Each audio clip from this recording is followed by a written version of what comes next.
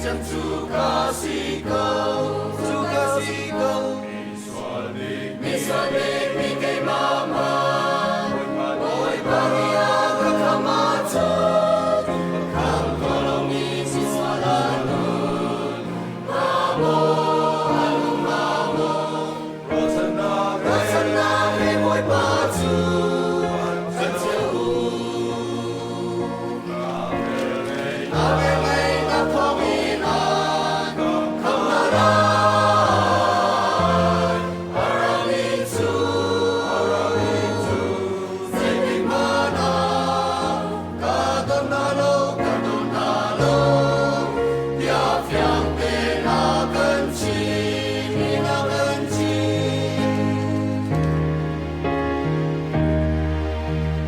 semua kami biasa kaisan mo, Sisu tu miswa biarke, kamu Himalay arum tu, semiswa gandelakan, temari asal bincang kasih kau,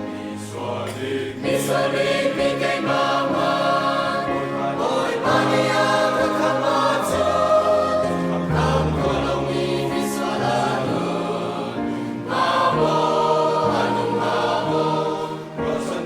rasana heboy batu, sejauh,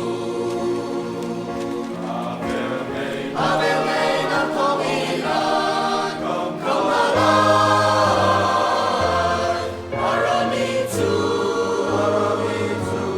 sing mana, kadang-nalo, tiap yang pinakan